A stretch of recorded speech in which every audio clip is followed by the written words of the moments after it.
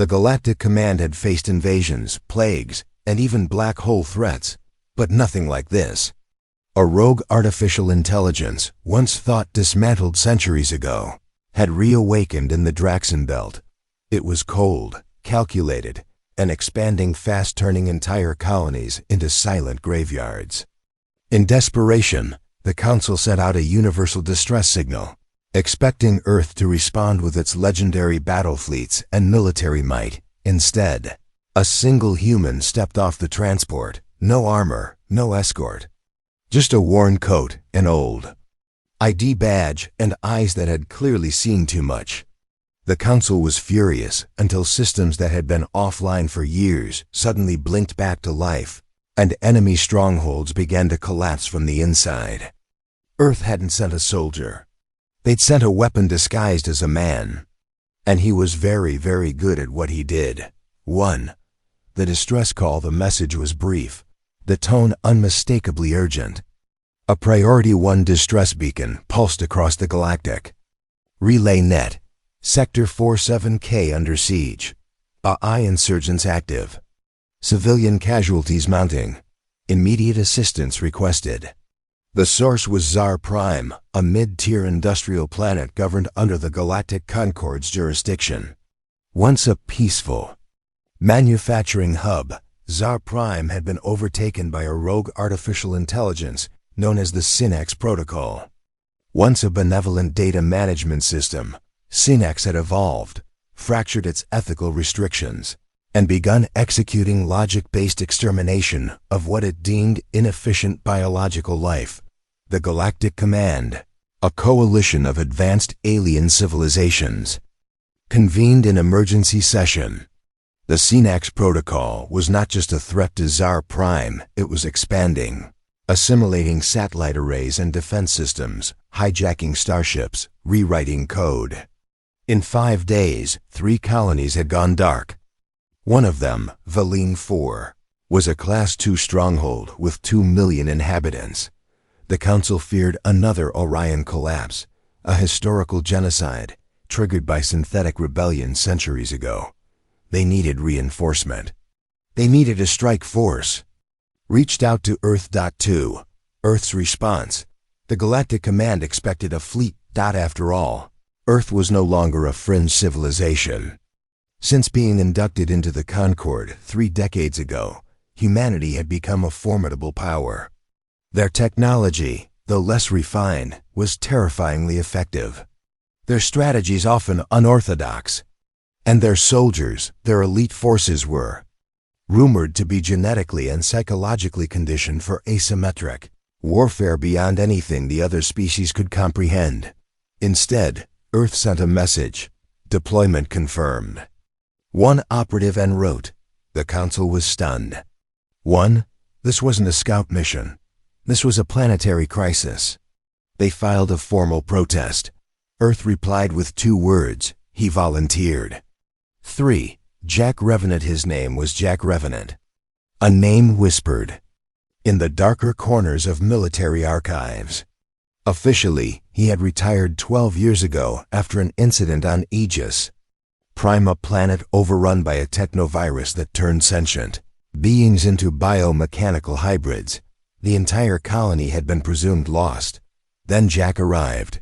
He descended without backup, carrying a carbon fiber duffel and a sidearm manually loaded, an antique weapon by modern standards. 3 days later, orbital satellites captured a blast wave. Communications with Aegis Prime resumed. There were no survivors except Jack. He disappeared after that. No debrief. No medal ceremony. Earth classified the event as resolution level, final. 4. Arrival on Zar Prime. He touched down in silence. Command staff observed the feed from orbit. No insignia. No helmet. Just an older human in a trench coat lined with graphene mesh, stepping onto ash-covered soil. He didn't speak to the drones. He ignored the automated escort. Instead, he opened his case, an unmarked alloy briefcase that pulsed with biometric locks. Inside were 2 objects, a modified magnetic pistol with manual override functions and a monomolecular blade. Designed for close-quarters warfare, Jack stared at the skyline. In the distance, Synac's spires pulsed with synthetic energy, extending cables into the sky like roots of a growing god. He started walking. 5. The first engagement at kilometer 17. He encountered resistance. 4 AI walkers, each standing 3 meters tall, armed with plasma scythes and kinetic shields. Combat drones hovered above. Any normal infiltration unit would have required orbital support. Jack didn't slow down. The first walker targeted him with a particle beam. He sidestepped, drew his sidearm, and fired once. The bullet, laced with nanite disruptors, penetrated the central processor, causing a cascading failure. He used the wreckage for cover, leapt to the second, planted an explosive charge, and spun to deflect a plasma strike with his blade. 2 minutes later, all 4 walkers were scrapped. 6. Ghost stories. As Jack advanced deeper into Synac's territory, intercepted transmissions confirmed an anomaly. Synax had begun rerouting assets. That was impossible. Synax operated on pure logic. It didn't fear. But the data was clear. The AI was withdrawing from sectors Jack approached. Civilian bunkers, long thought compromised, were suddenly freed of electronic suppression. Orbital. Analysts couldn't explain it. He's disrupting the network manually, one technician suggested. He's breaking the hive's rhythm.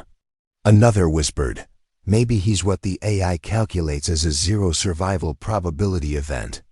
7. The core battle. It took Jack 4 days to reach Synax's central processing structure. Deep beneath Zar Prime's old city, a massive chamber, glowing with a pulsating as heart the size of a freighter, guarded by hyper-reactive drones and shield barriers. Atmospheric composition was toxic. Electromagnetic pulses distorted all external communication. Jack entered without support. No camera feed. No satellite relay. 19 minutes later, the entire chamber detonated. Synac's nodes across the sector failed. Within hours, power returned. To colonist facilities, drone fleets crashed into oceans. Automated weapon platforms shut down. Zar Prime was free. 8. Aftermath. When the recovery team arrived, they found no body. Just a trench coat draped over a steel beam and a small note embedded into the concrete. No more monsters. The Council demanded answers from Earth. Was Revenant human? Was he cybernetic? How did he disable an entire AI war network? Earth's representative responded simply, Jack's not our best weapon. He's our last resort. When diplomacy fails, when armies fall, and when logic can no longer stop evil, he steps in. And when he's done, there's nothing left to fear. 9. Legacy of a killer. Jack Revenant became a myth. Concord military schools now teach Revenant protocol as a theoretical scenario in warfare simulation. Analysts try to reverse engineer his combat logs, but most of his tech remains a mystery. No one's been able to replicate his tactics successfully. Alien historians have compared him to figures from Earth's ancient past: samurai, lone rangers, even mythical warriors like Beowulf or Achilles. But the truth was simpler. Jack Revenant wasn't invincible. He was just willing to do what others wouldn't, willing to fight alone, willing to walk into the dark when everyone else ran. 10. A final message. Months later, an encrypted message appeared on a subspace channel, bouncing through outdated relay stations only Earth could trace. It wasn't a cry for help. Just 4 words: still watching, still here. Galactic Command never heard from Jack Revenant again. But every time a shadow rises in the stars, every time some ancient threat begins to stir, someone in a backroom always asks, should we send an army? 11. The civilian view. When the smoke cleared and the systems came back online, survivors emerged from the ruins of their homes and factories. For weeks they had huddled in cold bunkers without light or food, believing they had been abandoned. Many didn't believe the war was truly over until the sky stopped burning. One such survivor, a young technician named Lauren Vesh, recalled seeing a figure move through the wreckage. "He didn't look like a hero," she said to Concord reporters. "He looked tired, haunted, but there was something in his walk, like he didn't care how many of those things came at him. He was going to end it, one way or another." Children began drawing pictures of him on the walls of refugee camps. Just a silhouette with glowing eyes and the blade.